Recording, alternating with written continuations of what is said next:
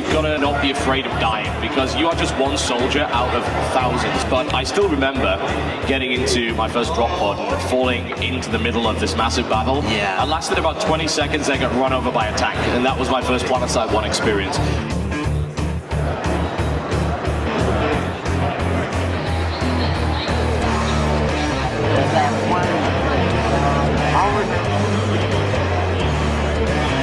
Get him, guys, get him. Please tell me it's one of you guys.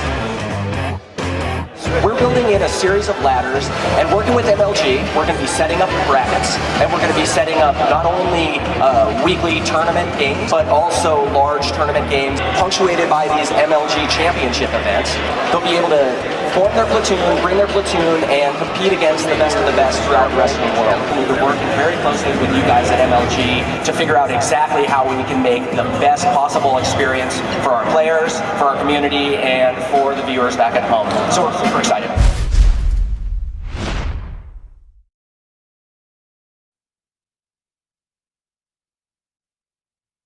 We are.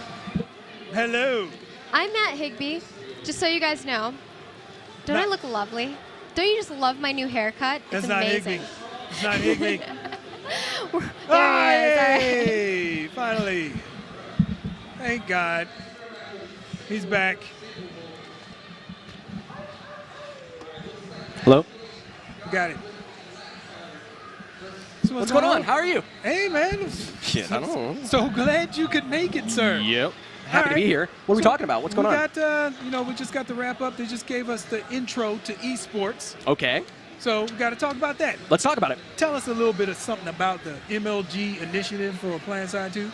Well, with MLG, what we're essentially doing is we are allowing the competitive gaming scene to kind of grow in a very real way with the biggest first-person shooter that's ever existed in the entire world. So say I'm a leader of an outfit.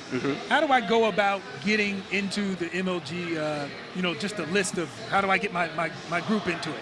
Well, the first thing that's going to happen as an outfit leader or an outfit player is we're going to be adding a new leaderboard to the game. And that leaderboard is going to allow you to see how your outfit stacks up against every other outfit in the world.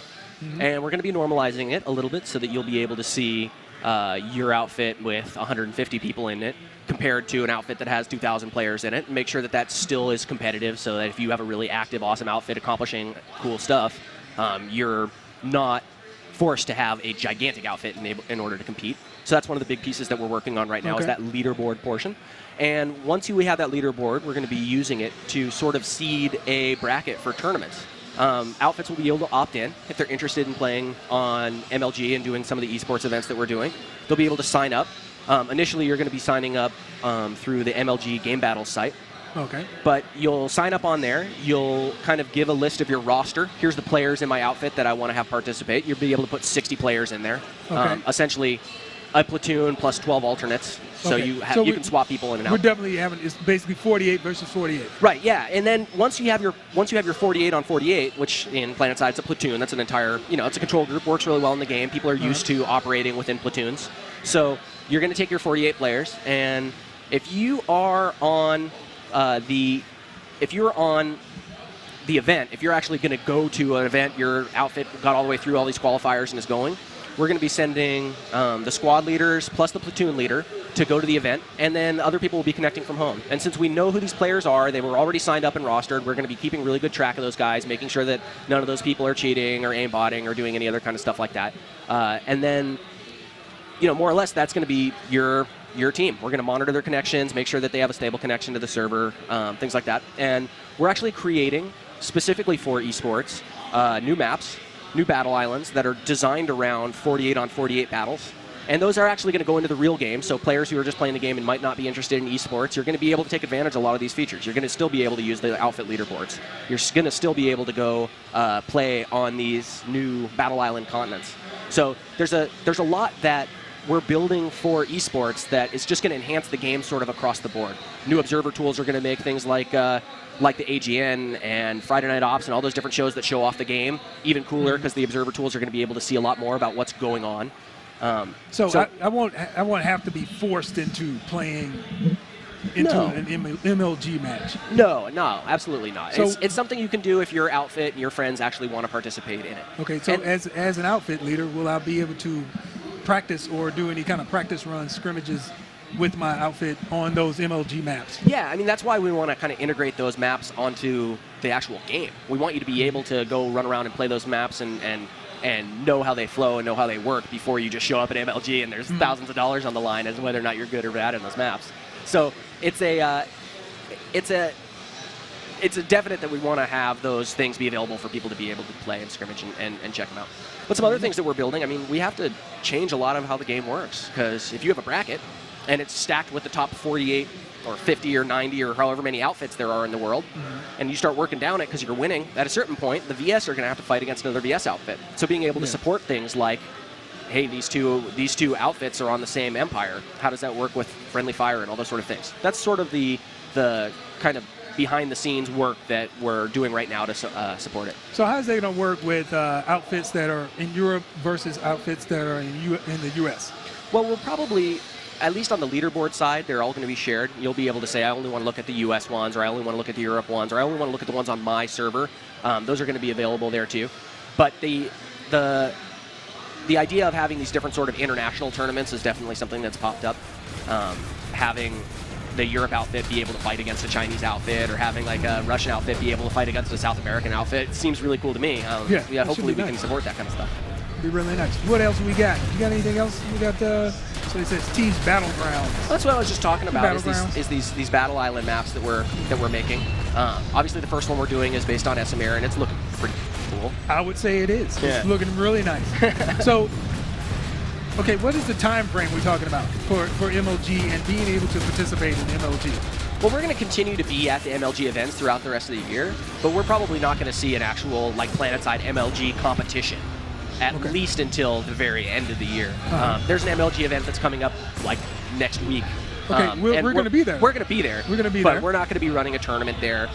Right now, we're building stuff for MLG. We're really excited about the competitive side of the game being able to be exposed, but most of our development focus is still on the live game. It's still on fixing the problems that people are having in the game, adding more content to the live game, and a lot of these pieces of MLG specific or esports specific functionality, they're going to come online when they come online, and we're not trying to, go all in 100% of our development effort. We're just doing MLG stuff. I think there's been a lot of perception that we are not doing X because we're doing MLG, which is just completely not true. Yeah. These are all things that, they're on a schedule, being worked on at a certain pace. We're not like, burning down the office trying to get MLG stuff finished. So what do you say to those who are, I guess, naysayers? Dude, this gun is so cheating. What? That gun's fucking boss, dude. What you Yeah, talking I know about? it is. It's all VS style, dude. Yeah. Watch out, homie.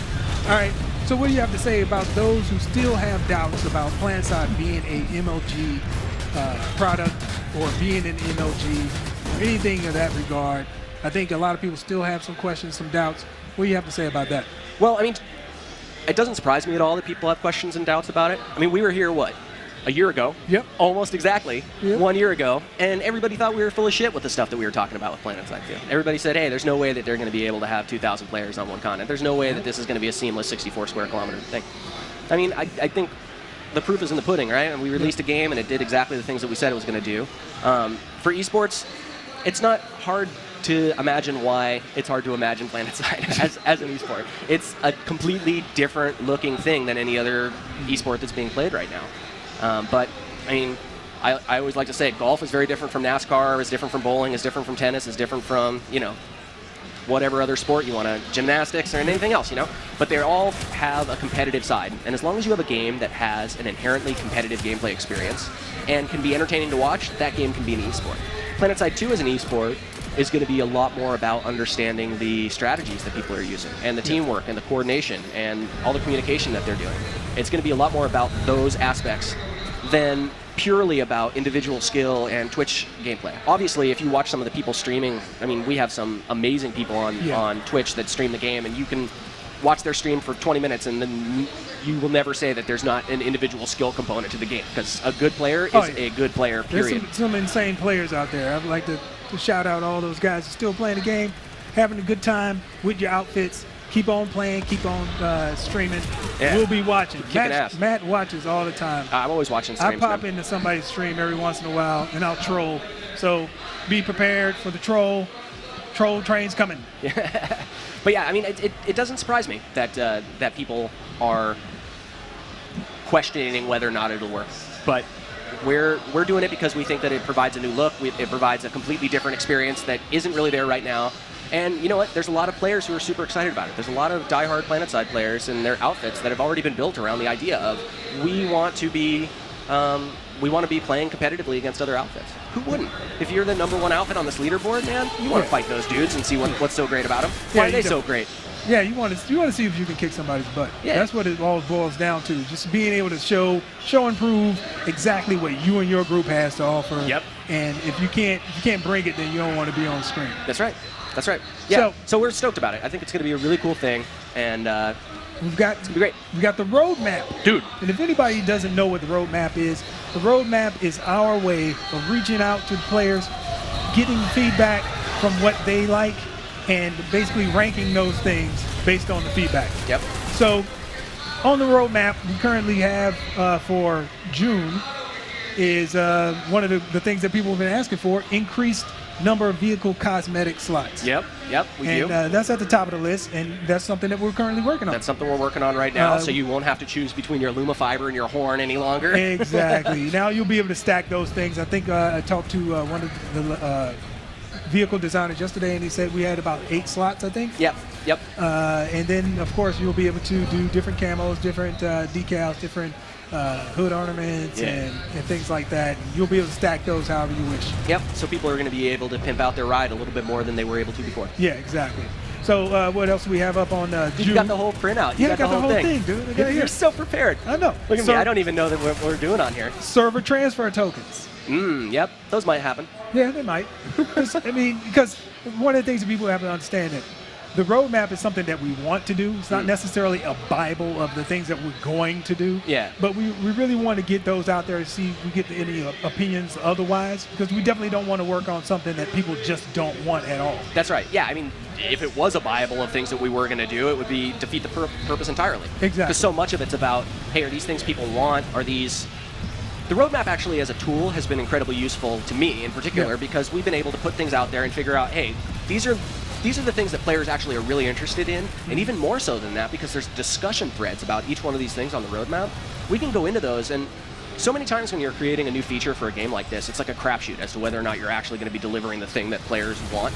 Yeah. You know, you have no idea. But with roadmap now, we can not only have a feature out there, figure out how popular that particular feature is, but we also have that entire discussion thread underneath it that explains all these details. Players talking about, well, this seems really cool, but we have to be careful it doesn't do this. And sometimes they might bring up something that we had no idea about or we weren't thinking about at all. And we say, okay, great, we need to take that into account, make sure that we're correctly addressing that particular thing or we're adding that feature in the right way. So being able to have that kind of direct feedback from players about features while they're still in development or even while they're, in a lot of cases, in the still on the drawing board phases where we're still talking about the basic implementation of how it's even going to work is really allowing us to make sure that we're delivering features that are exactly what our community and our players want. Yeah. And that is a gift for all of us. It's awesome for us. It's and awesome for them. those who don't want to make comments and stuff like that, this is basically a list of things that you can expect from the game. Right. And it allows you to understand that us as developers, we're taking other players' input into account. Yeah. And making those changes as we go along. Yep. Absolutely. What else did we have on the roadmap? Update to Empire-specific fighters. Yeah. So the Empire-specific fighters are kind of in a rough spot right now, where if you're a really, really highly skilled, very good pilot, one of the top 1% pilot, you can just wreak havoc all over the entire world and no one can stop you. They're very hard to deal with for ground troops. If you're not one of those guys, it's really difficult for you to get anything done with one of them.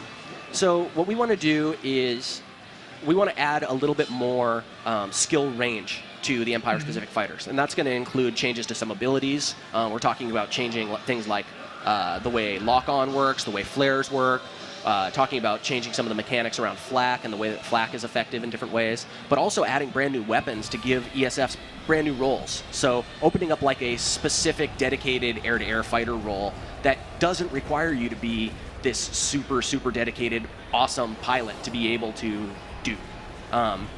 Some, just more breadth of skill requirements for ESFs is really what it's all about. Because right now you could either be a dude with rocket pods, killing everything on the ground as kind of a low-skill pilot as you're first getting started. Yeah. Or you can be this super high-skilled pilot that's running around with rotaries and afterburners and killing every single thing in the sky and on the ground with those weapons and almost be untouchable. And that's kind of rough. We want to smooth that out a little bit. So that's basically what the Empire-specific Fighters update is all about. And it's going to touch more than just the fighters, too. We're going to be changing some mechanics around the galaxy. We're going to be changing the Liberator around a little bit. So it's going to be a pretty major rebalancing of the air-to-ground gameplay. What do you have to say about squad and platoon management? Well, we've had a lot of feedback from players talking about kind of a wish list almost for, I wish the platoon list worked like this. I wish that the usability on this, or the functionality on this UI was a little bit more like this. And we actually took directly from player suggestions, like, hey, here's a mock-up for how I want it to be. Yeah. We use that almost verbatim as a design doc. Because some of these guys, it's like, hey, he's been a squad leader, an outfit leader, a platoon leader in this game for 6 months, playing hundreds of hours like that. He probably knows what he's talking about more than we do. So let's just do these things that they're suggesting. And in a lot of cases, we're doing just that. Yeah, that's good. One more. And we're going to go with, let's see, customizable squad colors. So we've got that in right now. So that came out with the last update with GU10. And right now you can totally customize your characters or your squad colors. What is this? I'm being distracted. I don't know. People off screen, dude, talking. Mm-hmm. Stay out of my mix, man. I'm on. Yeah, we're on TV here. I'm on live. All right, so we're going to talk about a little bit something about Player Studio. Oh, you should talk about Player Studio. That's what your thing. I'm going to do. I'm going to talk about Player Studio. All right, I'm going to check my phone. Yeah, do that. Player Studio is SOE's approach to allowing the players to build content for all the games that we currently have. Player Studio is actually up and running in EverQuest and EverQuest 2. We'll be opening it up at SOE Live for PlanetSide 2. So people will be able to create helmets and decals and camo patterns and different types of accessories for your vehicles and your character. And start at SOE Live, which is what, August 1st? August 1st through the 4th. Yep. When we release that, we'll be releasing the first efforts of individuals outside of the development team making products for the game. And then as you make them, and you will put them up on, if they get approved, we'll put them up on the store, and people will get 40% of the purchase price. Is it 40%? It's 40%. That's a nice awesome. little chunk of change. Hey, you make a really kick-ass hat everybody wants. I got an idea. Yeah. Why don't you make some Higby hair? Everybody wants that. Nobody, I'm not They putting can that in make the the game. Higby hair. I'm not putting it in the game. You'll be rich. You'll Not be a gonna millionaire. happen. Not going to happen. How many submissions of that do you think you'll It's see so day one? stupid. I know. So stupid. Oh, don't trust me. Don't trust me. If you make Higby hair, it's not going in. I'm not putting it in. I'll bet you get 500 submissions of it. I guarantee you it'll be about 500. It'll be about 500. And most of them probably come from you. No way, dude. I'm not going to do that. I don't want the Higby hair in the game. No, but we'll be releasing information on how to make different items for plants. There's a set of rules that you have to follow in order to make a product that's gonna work, and we'll be releasing that pretty soon. And hopefully we'll have some of those things up and running in the game for SOE Live, August 1st through the 4th. Yep. Speaking of SOE Live, SOE Live. you guys should come. You gotta come. August 1st through the 4th. You definitely gotta come. It's gonna be great. Live in Vegas. Yep. I'm going to play Pygal. PlanetSide. Have I mentioned that I'm going to play Pygal? Yeah, you always do that. Yeah. I played roulette the first time. You cleaned up. I got $50, man. Come on. This is the first time I played roulette. Yeah. I walked away a winner. Roulette's a high skill game, you know? The fact that you were able to go there and win so much your first time? No skill whatsoever. What? If you wouldn't have told me what to do, I probably would have lost all my money. And then my wife so ceremoniously Tim's so pissed that we're talking about this. He's like, did you stay on script? Take my money and spend it. You want us to stay on script? What? This is Do you the know script. us? It's part of friggin'. I can't hear you, dude. You have to talk in the microphone. I don't know.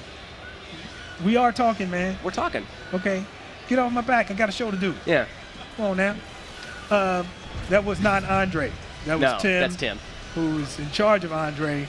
And I think the shit rolls downhill. Mm-hmm. So, Andre, you are in trouble. But anyway, what do we got coming up next? We've got. I think we're getting fired next, actually. That's all right. Yeah. I need a vacation. I need a short vacation. Oh, we got Pete. We got Pete, our good friend Pete from ProSieben, who is our partner in Europe. Yes, they are. And he brought me a nice gift from Europe, and that was awesome. I appreciate that, Pete. I'm not going to drink it, but I'm going to keep it on my shelf. Yeah. Thank you. Yeah, Pete's going to be coming up in about, what, 20 minutes, 30 minutes? I don't know. What time is it? We got plenty of time. 30 minutes. Anyway, let's talk about the game. Dude, look at this game. Oh, yeah. Well, hold up. We got one more thing. I've been watching this guy. Stuff. I've been watching this guy tear ass for a little while now. He's just killed a max. Who is this fool? I don't know. Somebody who's playing. What is this at the investigations of murder of Higby's hair? What the heck? What is this at the bottom of the screen? Can't escape it. What is the deal, man? Super Metal. It's all about Super Metal. Anyway, if you haven't played PlanetSide 2, get out there, download it for free. PlanetSide2.com. PlanetSide2.com. It's free to play. Yep. You don't have to buy a damn thing. Get in there, have some fun. It's a great PC game. Hey, we also got voted number 3 all-time first-person shooters in history. I know. Number 3 on the top 25 all-time first-person shooter games. That's amazing. Yeah.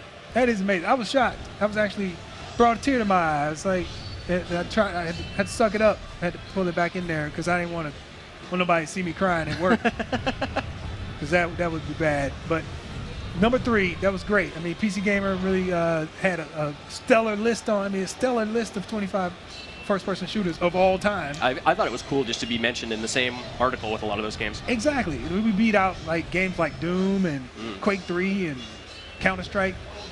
And so, of course, we got, beat out by 2 of the greatest games on the planet. Yeah, yeah. Valve does a really good job. Too bad they couldn't up their game on CS. We had to squash them. It's all right. It's all right. So it's all room in history. It's all room in history. We got some room in there. For me, it's all, like I said, it's just cool to be on that same list with those games. It's pretty I'm really pretty humbled. Awesome. I think that was awesome. So you're humbled. I was humbled, That's impossible. Man. That's seriously, impossible. Dude. I could not believe it. I was like, I'm part of history now. Again. So that's great. So we got a guy who's playing the new conglomerate over here. Yeah. He's obviously, what is he playing? Light Assault? He's playing Light Assault right now. Playing Light Assault. Light Assault has jetpack.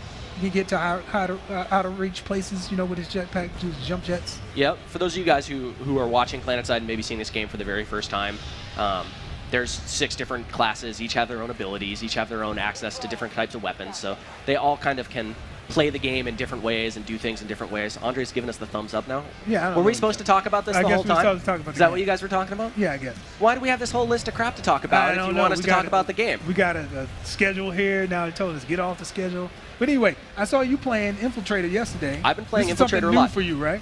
No, I'd played Infiltrator a little bit, but right now I'm very dedicated to my Infiltrator character because that's the next big class update that we're doing is Infiltrator. What level are you? That character is battle rank 22, I think. But I just started him like 2 weeks ago, so don't judge me. I'm not judging you because I just started an engineer and he's 20. Yeah. So, I usually play Heavy Assault. Everybody who watches the Command Center, which is on this Thursday. Is it? Are we doing a Command Center? Live Thursday. I have no clue what's going on 12 here o'clock. I usually play Heavy Assault, but now I'm switching it up. I'm going to play Engineer, and I got in over the double XP weekend. Yeah. Got me some free XP, and leveled up my Engineer. That's why you're battle rank 20. I haven't gotten any free XP. So that's my fault. I didn't play during that weekend. You should have got in, dude. Yeah. That was the whole purpose of it, right? Yeah. Well, I started that character a little afterwards, I think. Yeah, it was pretty cool. I got in, did some damage. So my Engineer is